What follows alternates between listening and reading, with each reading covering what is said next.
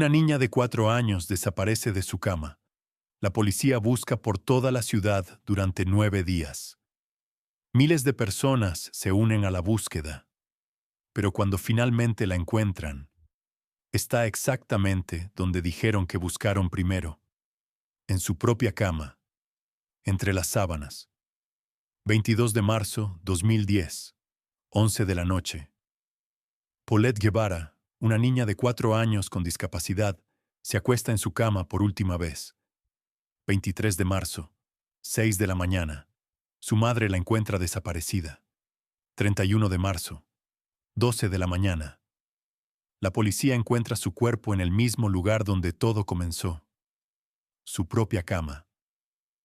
La última vez que vi a mi hija, estaba dormida, dijo Lisette Farah, la madre de Paulette. Pero las cámaras de seguridad cuentan otra historia. Los testimonios de las empleadas no coinciden. Y el cuerpo de la niña apareció en un lugar imposible. La familia tenía dinero. La familia tenía influencia. Y cuando su hija desapareció, la policía les permitió quedarse en la casa, caminar por la escena del crimen, limpiar, mover objetos. 9 días después, cuando el escándalo se volvió insoportable, de repente encontraron el cuerpo justo donde 50 oficiales ya habían buscado. Este caso cambió México para siempre, no porque fue el primer niño desaparecido, sino porque mostró algo que todos temían, que la justicia tiene precio, que las familias poderosas juegan con reglas diferentes, y que a veces la verdad no importa, solo importa quién tiene más que perder. ¿Cómo es posible que nadie la viera durante 9 días? ¿O es que alguien nunca quiso encontrarla? Hoy descubriremos la verdad detrás del misterio más perturbador de México. Para entender lo que pasó la noche del 22 de marzo de 2010, primero debemos conocer a la familia Guevara Farah. No era una familia común. Eran parte de la élite mexicana, con conexiones profundas en círculos políticos y empresariales. Lisette Farah Morales era abogada de profesión, una mujer ambiciosa que había construido su carrera en el mundo corporativo. Mauricio Guevara Rajal era ingeniero y empresario, dueño de varias propiedades y negocios en la Ciudad de México. Juntos, vivían en el exclusivo fraccionamiento de Interlomas, Estado de México, en una casa valuada en varios millones de pesos. Tenían 2 hijas. La mayor era Lisette, de 7 años, una niña sana y activa. La menor era Paulette Guevara Farah, nacida el 20 de julio de 2005. Pero Paulette no era como otros niños. Nació con varios problemas de salud que marcarían su corta vida y, eventualmente, se convertirían en el centro de todas las teorías sobre su muerte. Paulette tenía un trastorno del desarrollo neurológico que afectaba su capacidad motora y de lenguaje. No podía caminar sin ayuda. Su vocabulario era extremadamente limitado para una niña de 4 años. Dependía completamente de los adultos para sus necesidades más básicas: comer, vestirse, moverse de un lugar a otro. En términos médicos, Paulette vivía con una condición que requería atención constante, terapias regulares y, sobre todo, vigilancia permanente. Pero aquí surge la primera pregunta inquietante. ¿Cómo es posible que una niña que no podía moverse sola, que no podía hablar claramente, que necesitaba ayuda para todo, desapareciera de su propia cama sin que nadie escuchara nada? La familia Guevara Farah no vivía sola. En la casa también residían 2 empleadas domésticas, Erika Martínez Baños y Marta Rivera Piña. Estas 2 mujeres serían testigos clave en el caso, aunque sus testimonios contradictorios solo añadirían más confusión a un rompecabezas ya imposible de armar. Erika llevaba 7 años trabajando para la familia. Conocía a Paulette desde que nació. Era quien frecuentemente ayudaba a cuidar a la niña, especialmente cuando los padres estaban ocupados. Marta, en cambio, era relativamente nueva. Había comenzado a trabajar en la casa apenas un año antes. Su rol principal era limpiar y cocinar, pero ocasionalmente también ayudaba con las niñas. Pero había algo más, algo que nadie mencionó públicamente hasta mucho después. El matrimonio de Lisette y Mauricio estaba fracturándose. No era un secreto bien guardado entre quienes los conocían. Discutían frecuentemente. Dormían en habitaciones separadas. Mauricio pasaba cada vez más tiempo fuera de casa, supuestamente por negocios. Lisette, según algunos relatos, mostraba signos de estrés extremo, posiblemente depresión, y en medio de todo esto estaba Paulette, una niña con necesidades especiales en una familia que se estaba desmoronando. Una niña vulnerable en un ambiente cada vez más tenso. Una niña que, según varios testimonios posteriores, a veces era vista como una carga más que como una hija. El viernes 19 de marzo, 3 días antes de la desaparición, algo extraño ocurrió. La familia decidió irse de vacaciones a Valle de Bravo, un pueblo turístico a 2 horas de la Ciudad de México. Pero no fueron todos. Mauricio decidió quedarse en casa, alegando trabajo pendiente. Así que Lisette se fue con sus 2 hijas y las 2 empleadas. Durante ese fin de semana, según testimonios posteriores, Paulette mostró signos de malestar. Tosía frecuentemente. Parecía incómoda. Lisette mencionó más tarde que la niña había tenido dificultades para dormir. ¿Era una enfermedad común? ¿O había algo más? El domingo 21 de marzo por la tarde, regresaron a la casa de Interlomas. Paulette seguía tosiendo. Lisette le dio medicamentos para la tos y la fiebre. Cenaron algo ligero, y alrededor de las 11 de la noche, acostaron a Paulette en su cama. Era una cama matrimonial que compartía con Lisette, su hermana mayor. La cama estaba pegada a la pared, con el lado izquierdo contra el muro y el derecho libre. Esa noche, Paulette durmió del lado de la pared. Lisette durmió del lado derecho, más cerca del borde. Según el testimonio oficial de Lisette Farah, ella personalmente arropó a Paulette esa noche. Le puso su pijama rosa. Le dio un beso de buenas noches.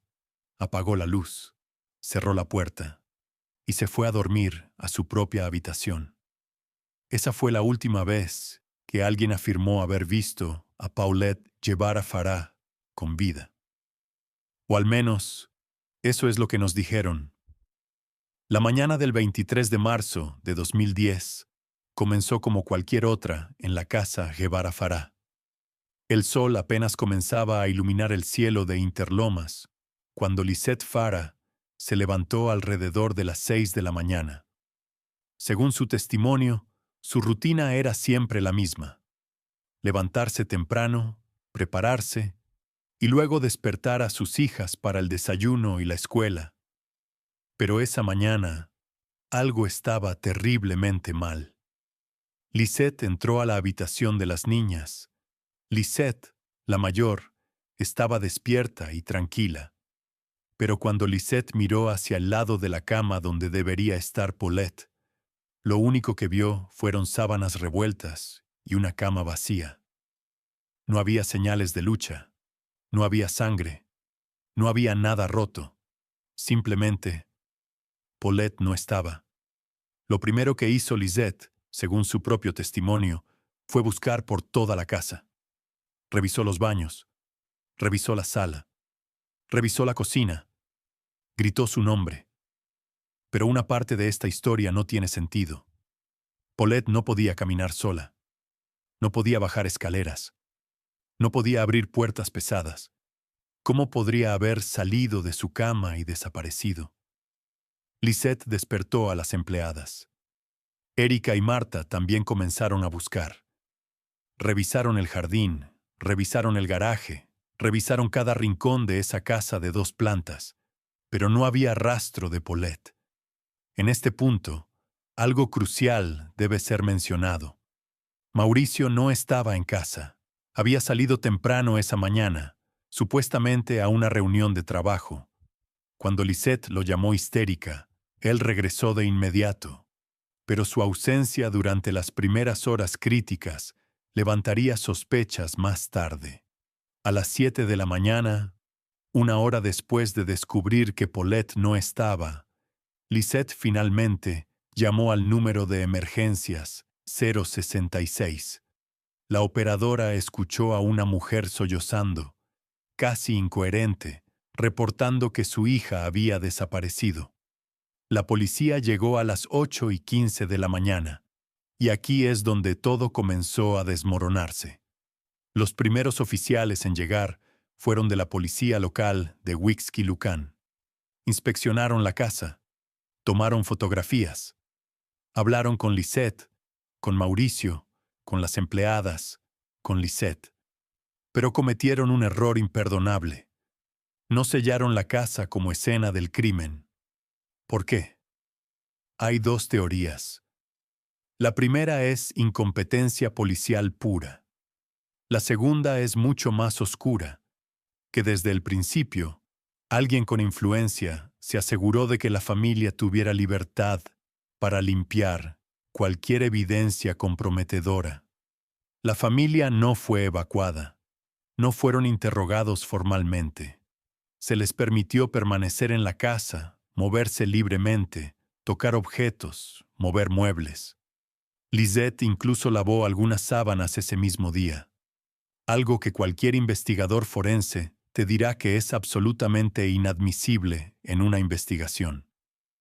Pero lo más perturbador de todo, la policía revisó la habitación de Paulette.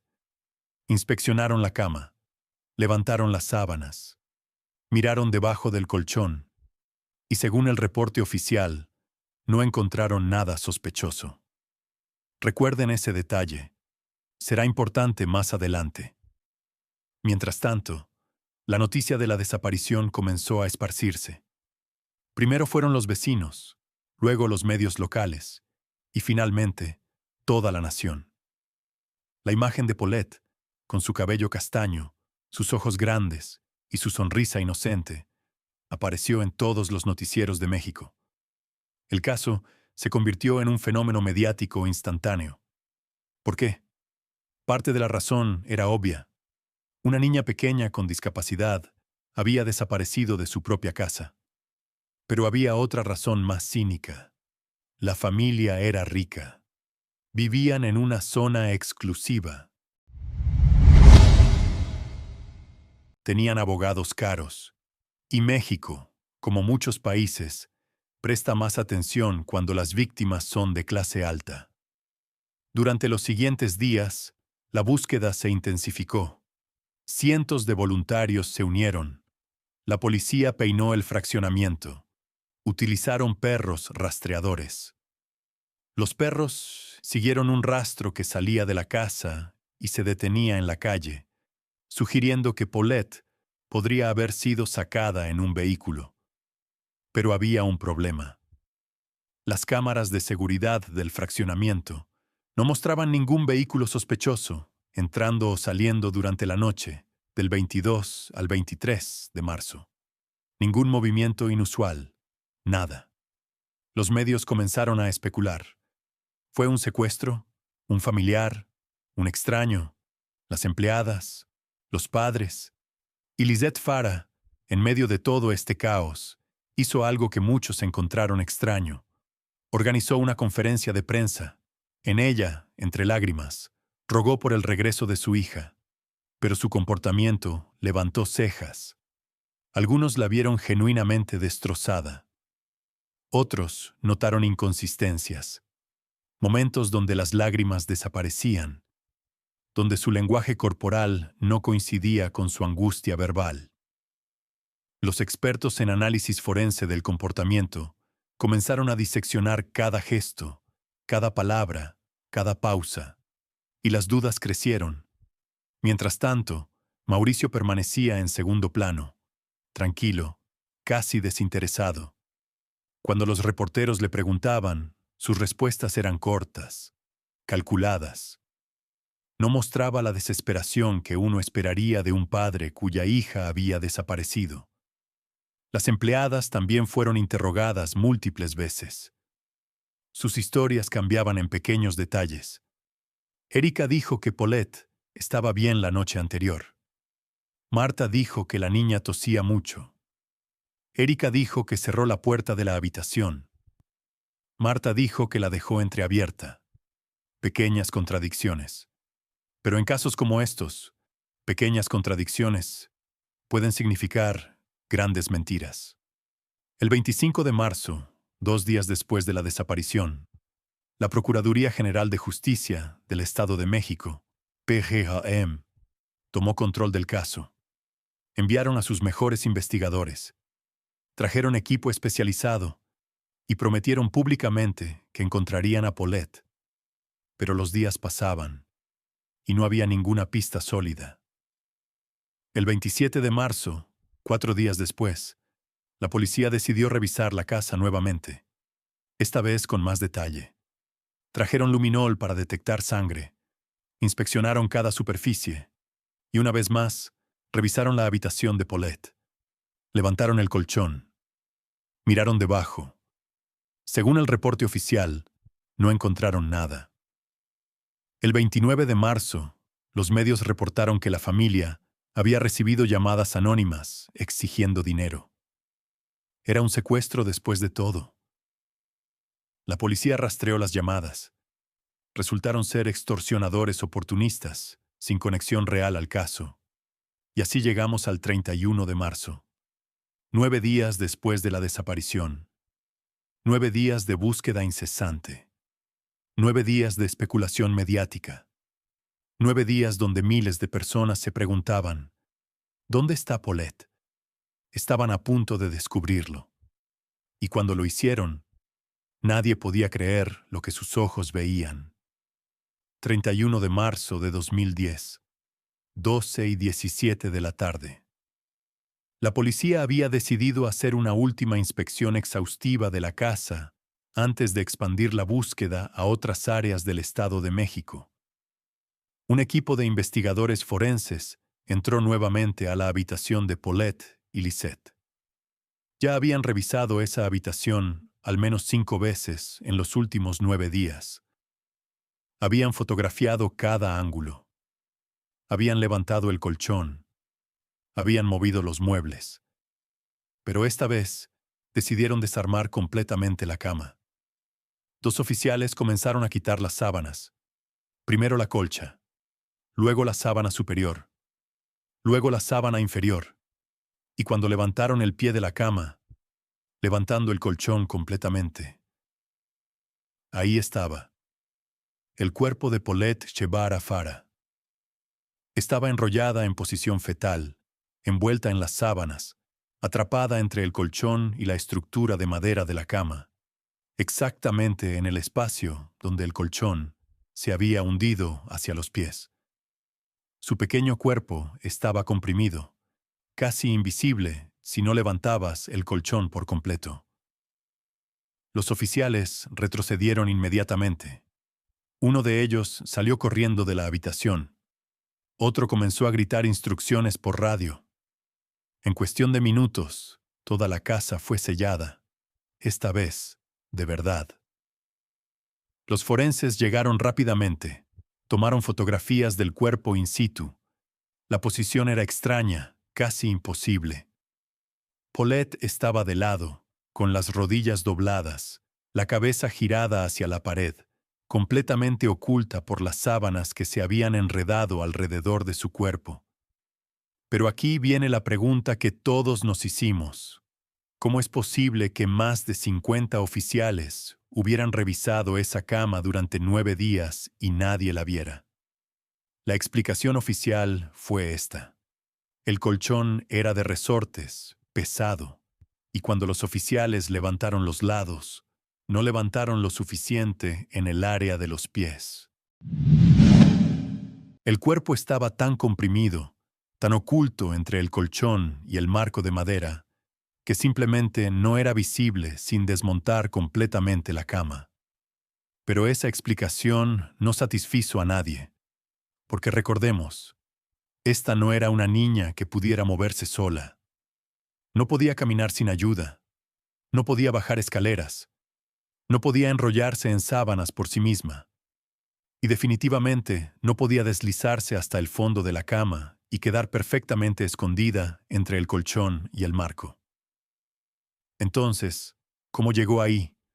La autopsia se realizó el 1 de abril.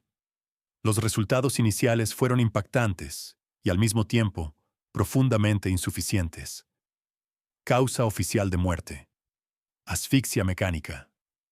En términos simples, Paulette murió porque no pudo respirar.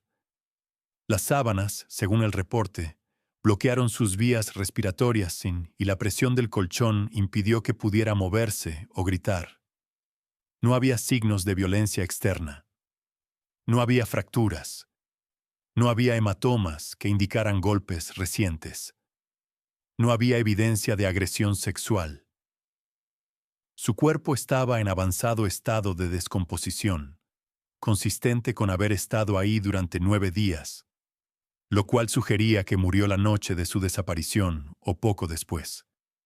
El estómago de Paulette contenía restos de alimentos parcialmente digeridos: pollo, arroz y algo que parecía ser jugo o refresco.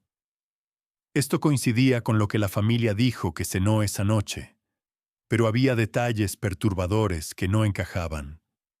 Primero, la posición del cuerpo. Los forenses notaron que la manera en que estaba enrollada era extremadamente antinatural. Para que una niña de 4 años terminara en esa posición, alguien tuvo que haberla colocado ahí, o al menos ayudarla a llegar ahí. Segundo, el olor. Durante esos 9 días, varias personas estuvieron en esa habitación: la familia, las empleadas, los policías, los periodistas que fueron invitados a filmar para un reportaje especial.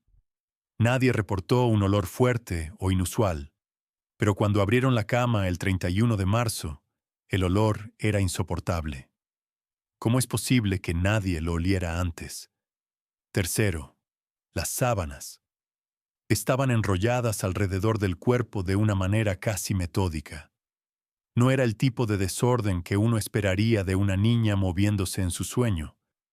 Era casi como si alguien la hubiera envuelto deliberadamente. Y cuarto, quizás lo más perturbador: la familia había dormido en esa casa durante 9 días. Lisette, Mauricio, Lisette, las empleadas. Todos estuvieron a metros de distancia del cuerpo de Paulette, y nadie sospechó nada. Cuando la noticia del descubrimiento se hizo pública, México estalló en shock e indignación. Los medios transmitieron en vivo desde afuera de la casa. Las redes sociales explotaron con teorías, y las preguntas empezaron a llover. ¿Cómo no la encontraron antes? ¿Por qué la policía fue tan incompetente? ¿O fue deliberado? ¿Alguien la puso ahí después? ¿Los padres sabían? ¿Las empleadas ayudaron a encubrirlo? La Procuraduría intentó controlar la narrativa. En conferencias de prensa, los funcionarios insistieron en que fue un accidente trágico, que Paulette, de alguna manera, se deslizó entre el colchón y la estructura de la cama, quedó atrapada y murió asfixiada sin que nadie la escuchara. Pero nadie les creyó, porque demasiadas cosas no tenían sentido, y mientras más investigaban, más preguntas surgían. Desde el momento en que se descubrió el cuerpo de Paulette, México se dividió en un debate nacional sobre qué realmente le pasó a esa niña. No era solo un caso criminal, se convirtió en un símbolo de todo lo que estaba mal con el sistema de justicia mexicano: corrupción, incompetencia y la percepción de que las familias ricas siempre quedan impunes. 3 teorías principales emergieron, cada una con sus propios defensores, cada una con evidencia que la respaldaba, y cada una con huecos imposibles de llenar. Teoría 1. Fue un accidente trágico. Esta es la versión oficial, la que la Procuraduría General de Justicia del Estado de México defendió desde el principio y nunca abandonó. Según esta teoría, Paulette se despertó en algún momento de la noche del 22 al 23 de marzo. Quizás tenía calor. Quizás estaba incómoda. Comenzó a moverse en la cama y, de alguna manera, se deslizó hacia el pie del colchón. El colchón era de resortes, pesado, y con el tiempo se había hundido ligeramente en esa área. Paulette quedó atrapada en ese espacio entre el colchón y el marco de madera de la cama. Las sábanas se enredaron alrededor de su cuerpo. Intentó gritar, pero nadie la escuchó. Intentó moverse, pero no pudo. Y lentamente, en la oscuridad de su propia habitación, se asfixió. Los defensores de esta teoría señalan varios puntos. Primero, la autopsia no mostró signos de violencia. No había golpes, no había fracturas, nada que indicara que alguien la lastimó intencionalmente. Segundo, Paulette tenía problemas motores. No podía moverse con facilidad. Es posible que, una vez atrapada, simplemente no tuviera la fuerza para liberarse. Tercero, el hecho de que el cuerpo estuvo en la cama todo el tiempo explicaría por qué los perros rastreadores perdieron el rastro en la calle. No había rastro porque ella nunca salió de la casa. Pero esta teoría tiene problemas enormes. ¿Cómo es posible que una niña que no podía caminar sola terminara en esa posición tan específica y antinatural? Los expertos en medicina forense que revisaron el caso de manera independiente dijeron que era físicamente improbable que Paulette pudiera deslizarse hasta ahí sin ayuda. ¿Por qué nadie escuchó nada? Lisette dormía en una habitación cercana. Las empleadas estaban en la planta baja. Si Paulette se estaba asfixiando, habría hecho ruido, habría pateado, habría intentado gritar. Pero todos afirmaron que esa noche no escucharon nada inusual. Y lo más perturbador, ¿cómo es posible que más de 50 oficiales revisaran esa cama durante 9 días y no la encontraran? Levantaron el colchón, tomaron fotografías, incluso trajeron perros entrenados para buscar cuerpos, y ninguno detectó nada, a menos que no hubiera nada que detectar en esos momentos, a menos que el cuerpo no estuviera ahí todavía. Y eso nos lleva a la segunda teoría. Teoría 2. Los padres la mataron y encubrieron el crimen. Esta teoría es la más oscura, pero también la que muchos mexicanos creen hasta el día de hoy. Según esta versión, algo terrible pasó la noche del 22 de marzo. Quizás fue un accidente, quizás fue negligencia, quizás fue algo peor. Pero Paulette murió en su habitación y sus padres entraron en pánico. En lugar de llamar inmediatamente a una ambulancia o a la policía, decidieron encubrir lo que había pasado. Quizás tenían miedo de perder la custodia de Lisette. Quizás tenían miedo de ir a prisión. Quizás simplemente tenían miedo del escándalo. Entonces, escondieron el cuerpo de Paulette en un lugar donde nadie pensaría buscar, su propia cama. Pero no lo dejaron ahí desde el principio. Esperaron. Dejaron que la policía inspeccionara la casa. Dejaron que los medios entraran. Y en algún momento, durante esos 9 días, cuando nadie estaba mirando, colocaron el cuerpo en la cama. Los defensores de esta teoría señalan evidencia circunstancial. El comportamiento de Lisette era extraño. Sus lágrimas parecían forzadas en algunos momentos. Su lenguaje corporal no siempre coincidía con la angustia que expresaba verbalmente. Y había inconsistencias en su testimonio sobre la última vez que vio a Paulette. Mauricio estaba ausente la mañana de la desaparición. Su coartada nunca fue completamente verificada, y su reacción fue demasiado tranquila, demasiado controlada para un padre en crisis.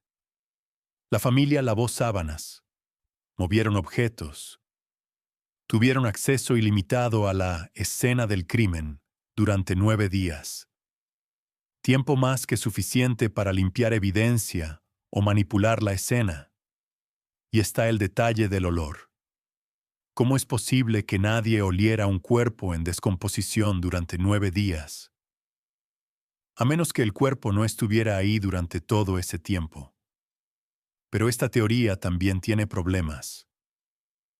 Si los padres realmente mataron a Paulette y luego la escondieron, ¿por qué dejarla en un lugar tan obvio?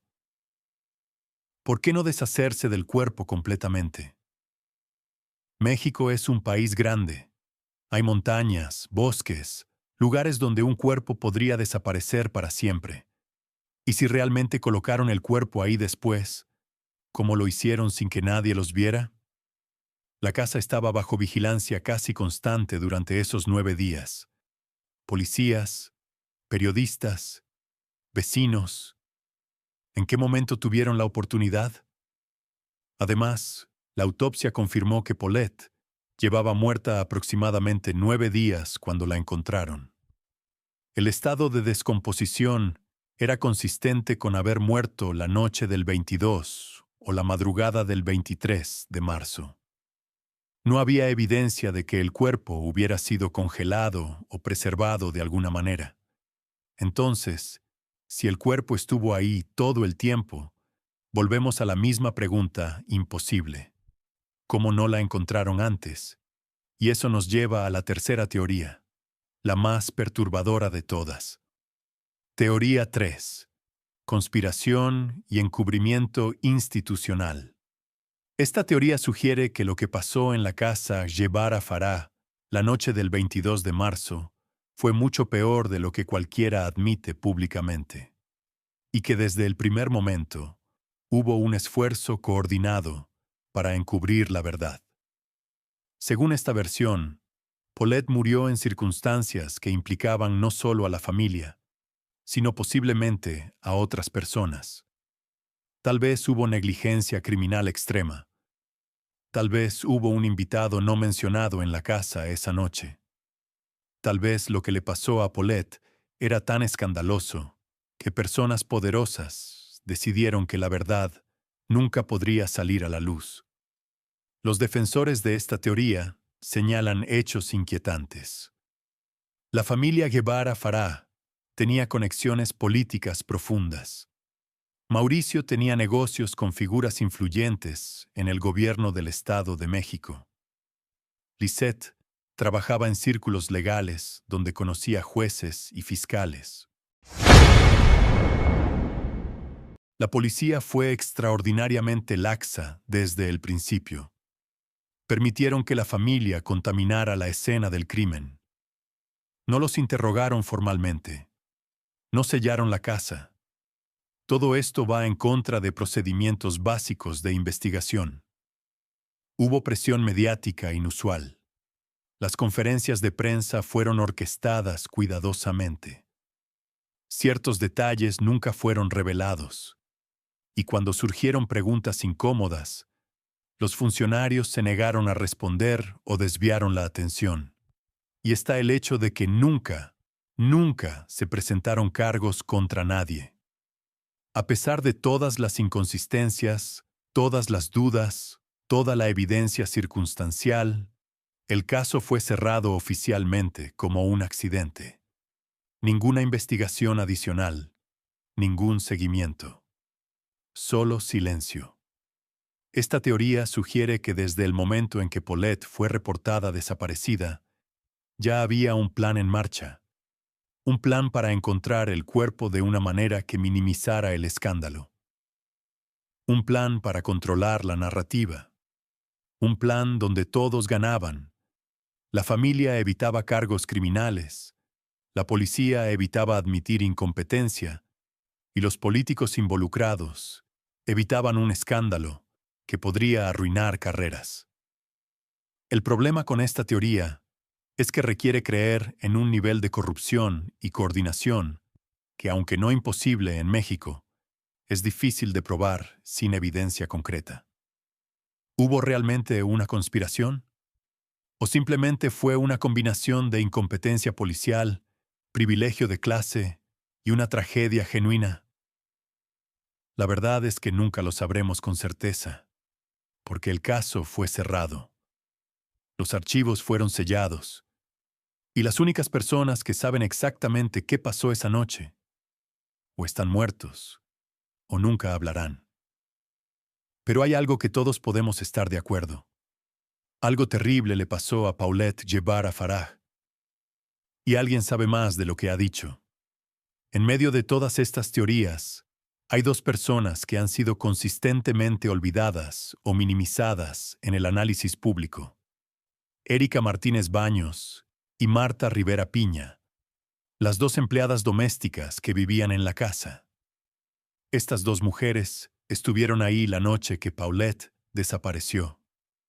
Estuvieron ahí durante los 9 días de búsqueda.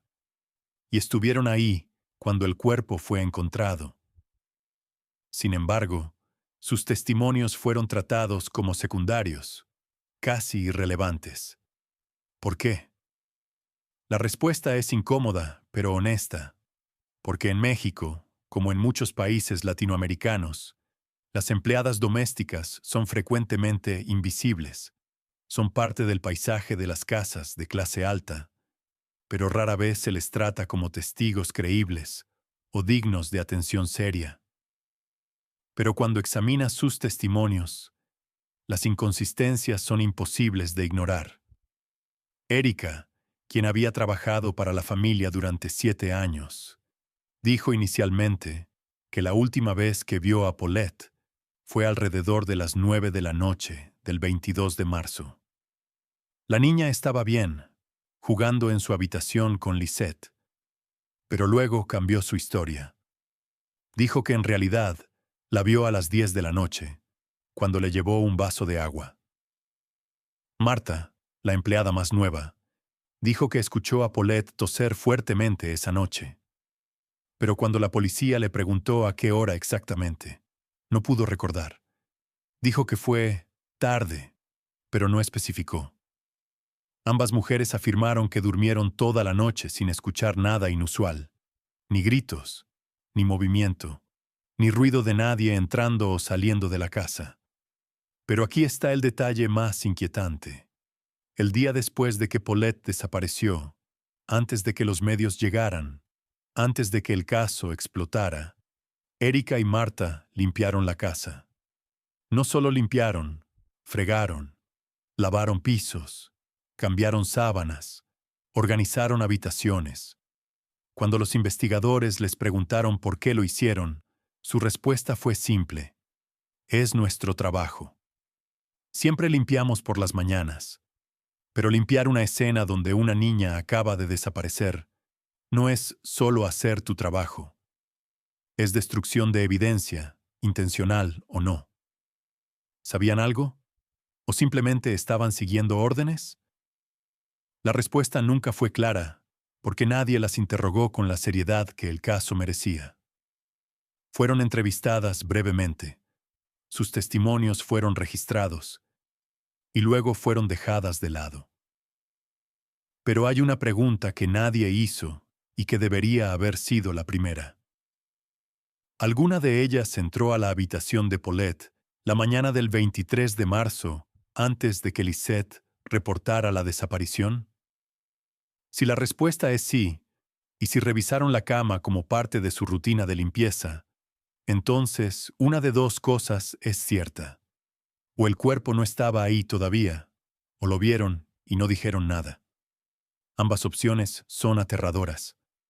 Hubo otro detalle que pasó casi desapercibido. Marta renunció pocas semanas después de que el caso fue cerrado. No dio explicaciones.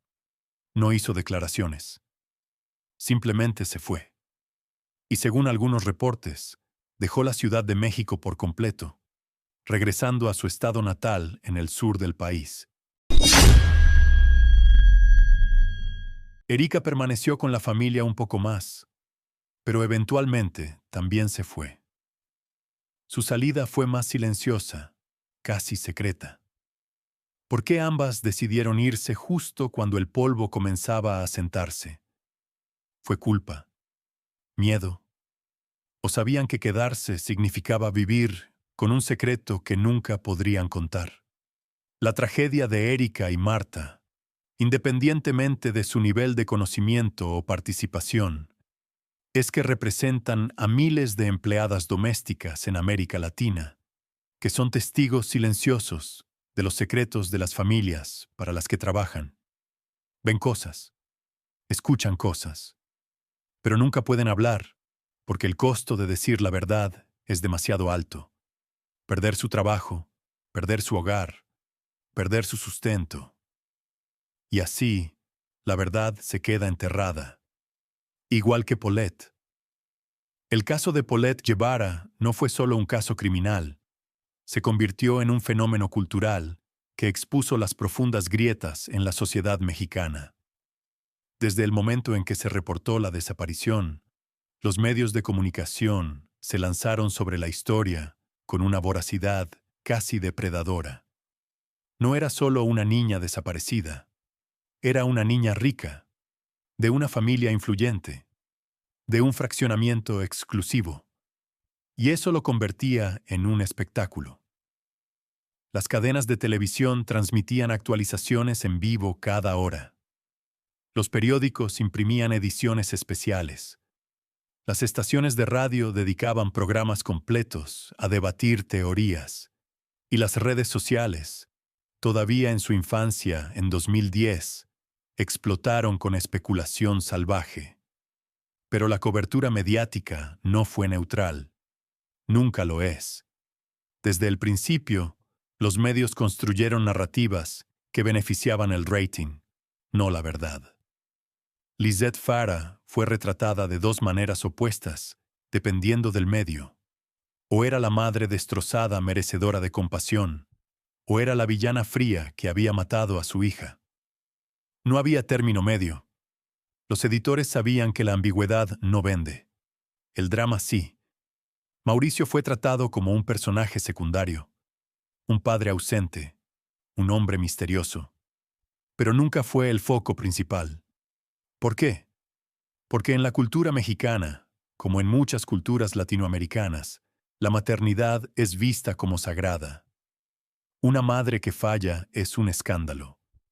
Un padre que falla es apenas una nota al pie. La policía fue retratada como incompetente o corrupta, dependiendo del día. Y ambas representaciones eran probablemente ciertas. Pero lo más inquietante de todo fue cómo los medios trataron a Paulette misma. Su imagen fue utilizada una y otra vez. En portadas, en loops de video, en debates televisivos. Se convirtió en un símbolo, no en una persona. Y ese es el problema con los casos mediáticos. La víctima deja de ser humana. Se convierte en contenido, en clics, en ratings. Hubo un momento particularmente grotesco. Una estación de televisión organizó una recreación del caso, con actores representando a la familia, a las empleadas, a la policía. Dramatizaron la desaparición, dramatizaron la búsqueda, dramatizaron el descubrimiento del cuerpo. Todo mientras la familia real todavía estaba de luto. La indignación pública fue inmediata pero breve, porque al final la gente quería ver. Querían consumir la tragedia, y los medios se la dieron. Las redes sociales fueron aún peores. En foros, blogs y páginas de Facebook, miles de personas se convirtieron en detectives amateur. Analizaban cada fotografía, diseccionaban cada declaración, creaban teorías cada vez más elaboradas. Algunas teorías eran racionales, otras eran absurdas. Que Paulette había sido sacrificada en un ritual satánico, que la familia pertenecía a una secta secreta, que todo era parte de una conspiración gubernamental más grande. Y lo más peligroso, algunas personas comenzaron a acosar directamente a la familia. Llamadas telefónicas amenazantes, mensajes de odio. Incluso hubo intentos de irrumpir en la casa. La familia tuvo que contratar seguridad privada. Tuvieron que mudarse eventualmente porque vivir en esa casa se volvió insoportable, no solo por el trauma, sino porque se había convertido en un destino turístico macabro. La gente pasaba en coche solo para tomar fotos. Algunos incluso se detenían y tocaban el timbre, pidiendo ver la habitación donde murió la niña. Es difícil imaginar ese nivel de crueldad, pero es real, y es una de las consecuencias más oscuras de la cultura de true crime. Porque sí, estos casos son fascinantes, son perturbadores, son importantes de discutir, pero detrás de cada caso hay personas reales viviendo con dolor real. Y cuando convertimos ese dolor en entretenimiento, perdemos algo esencial de nuestra humanidad. El caso de Paulette también expuso la hipocresía de la sociedad mexicana respecto a la clase social.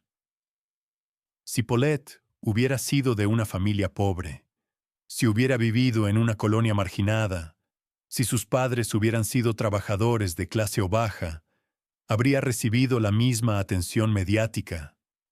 Absolutamente no. En México, miles de niños desaparecen cada año. Miles. Y la mayoría nunca aparece en las noticias. No hay búsquedas masivas. No hay conferencias de prensa. Solo silencio. Pero Paulette era diferente. Tenía el privilegio de la riqueza, incluso en la muerte.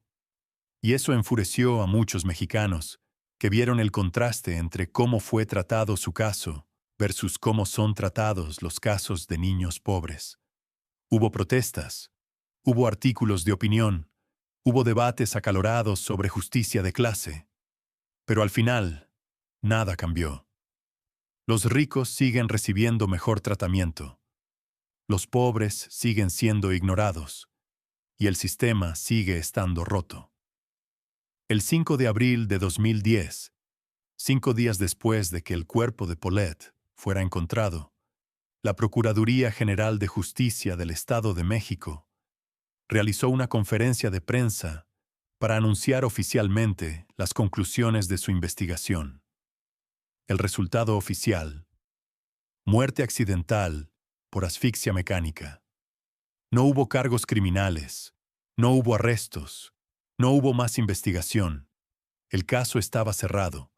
La reacción pública fue inmediata y explosiva. Miles de personas salieron a las calles en protesta, no solo en la Ciudad de México, sino en todo el país.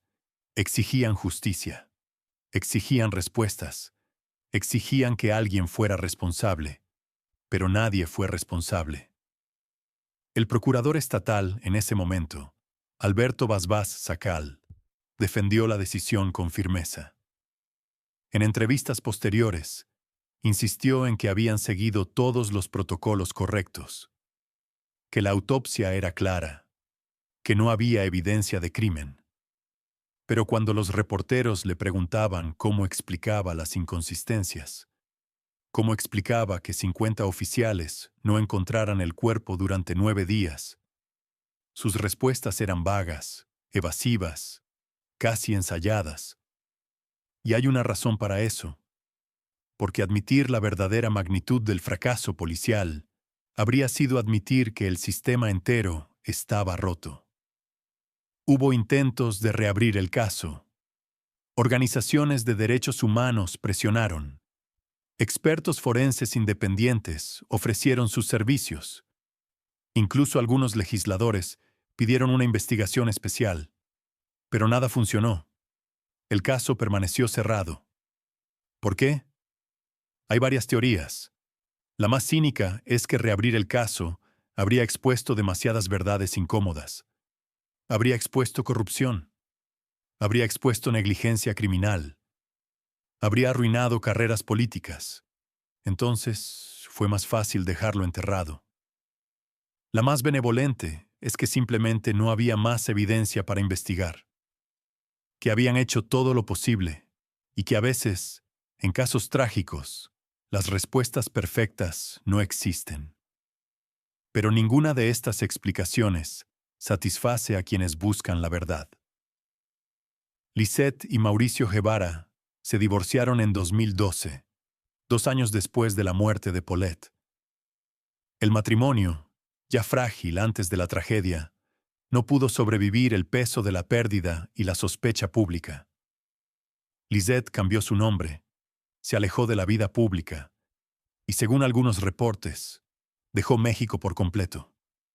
No ha dado entrevistas, no ha hecho declaraciones, vive en el anonimato, cargando con un dolor que el mundo juzgó pero nunca entendió. Mauricio también se mantuvo alejado de los reflectores. Intentó reconstruir su vida. Se volvió a casar.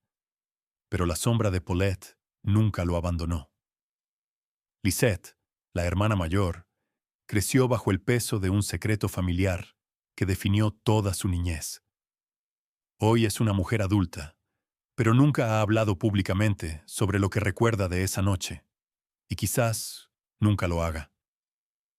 Las empleadas, Erika y Martha, desaparecieron de la vista pública. No hay registros de qué fue de ellas. No hay entrevistas. Solo silencio. ¿Y Paulette? Paulette fue enterrada en un cementerio privado. Su tumba se convirtió en un lugar de peregrinación para algunos, un lugar de morbo para otros. Pero más allá de todo eso, se convirtió en algo más. Un recordatorio. Un recordatorio de que en México, la justicia no es ciega. Ve la clase social, ve las conexiones políticas, ve el dinero y ajusta su balanza en consecuencia. Un recordatorio de que los sistemas diseñados para proteger a los más vulnerables frecuentemente fallan a quienes más lo necesitan. Y un recordatorio de que a veces la verdad no se encuentra porque nadie realmente quiere encontrarla. Han pasado más de 15 años desde que Paulette Guevara Farah murió en su propia cama. 15 años de preguntas sin respuesta. 15 años de teorías. 15 años de dolor. ¿Qué hemos aprendido de este caso? Primero, aprendimos que el sistema de justicia mexicano está profundamente quebrado. No es solo corrupción, aunque eso es parte de ello. Es también incompetencia. Es falta de recursos. Es falta de entrenamiento. Es una cultura donde las apariencias importan más que la verdad. Segundo, aprendimos que la clase social determina el valor de una vida. Paulette recibió atención nacional porque su familia era rica. Miles de otros niños desaparecen cada año en México y nadie los busca. Nadie protesta. Nadie exige justicia. Porque son pobres. Porque son invisibles. Tercero, aprendimos que los medios de comunicación pueden ser tanto una herramienta de justicia como un arma de destrucción. Pueden exponer la verdad o enterrarla bajo capas de sensacionalismo, y frecuentemente eligen el rating sobre la ética. Cuarto, aprendimos que las familias, incluso en su momento más oscuro, pueden ser juzgadas, disecadas y destruidas por la opinión pública sin nunca tener la oportunidad de defenderse realmente.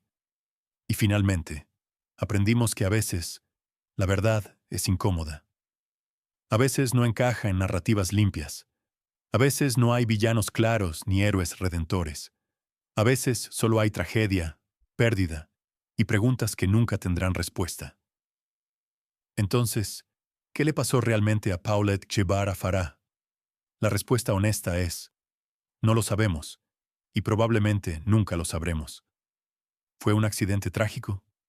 Quizás. La autopsia sugiere asfixia. No hay evidencia de violencia. Es posible que una niña con discapacidad motora quedara atrapada y muriera sin que nadie la escuchara. ¿Fue negligencia criminal? También es posible.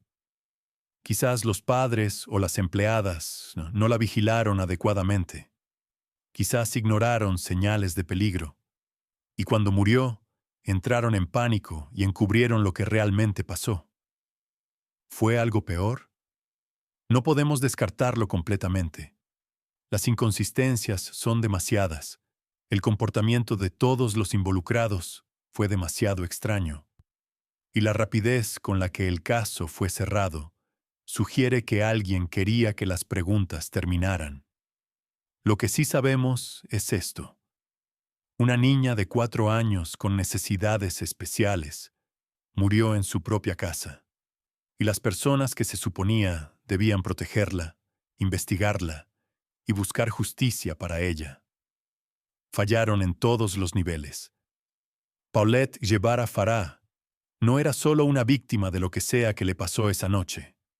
Fue víctima de un sistema que valora el poder sobre la verdad, de una sociedad que consume tragedia como entretenimiento, de una cultura donde admitir errores es visto como debilidad. Y mientras su caso permanezca sin resolver, mientras las preguntas sigan sin respuesta, mientras su familia siga cargando con el peso de la sospecha pública, Paulette seguirá siendo un símbolo, no solo de lo que le pasó a ella, sino de lo que le pasa a miles de niños en México y en toda América Latina. Niños que son vulnerables, niños que necesitan protección, niños que confían en que los adultos a su alrededor los mantendrán a salvo. Y cuando fallamos en protegerlos, cuando fallamos en buscar la verdad, cuando fallamos en exigir justicia, entonces todos somos culpables. El caso de Paulette Guevara Farah no es solo una historia de misterio, es un espejo, y lo que vemos reflejado en él es incómodo, perturbador y profundamente revelador sobre quiénes somos como sociedad. La pregunta no es solo ¿qué le pasó a Paulette? La pregunta es ¿qué vamos a hacer para asegurarnos de que no le pase a otro niño? Porque hasta que esa pregunta sea respondida con acciones reales, con reformas reales, con justicia real, el fantasma de Paulette Guevara Farah seguirá persiguiendo a México y seguirá recordándonos que fallamos, una y otra vez. Hoy hemos explorado uno de los casos más perturbadores en la historia criminal de México. Un caso que dividió a una nación, que expuso las grietas profundas en nuestro sistema de justicia y que dejó más preguntas que respuestas. Si este documental te hizo pensar, si te hizo cuestionar, si te hizo sentir algo, entonces ha cumplido su propósito. Porque estos casos no deben ser solo entretenimiento. Deben ser llamados de atención, llamados a exigir mejor de nuestras instituciones, a no olvidar a las víctimas cuando los titulares desaparecen, a buscar la verdad incluso cuando es incómoda. Paulette Guevara Farah merece justicia, merece la verdad, y merece ser recordada no como un misterio, sino como una niña que fue fallada por todos. Descansa en paz, Paulette, y que tu historia sirva para que nunca dejemos de buscar respuestas.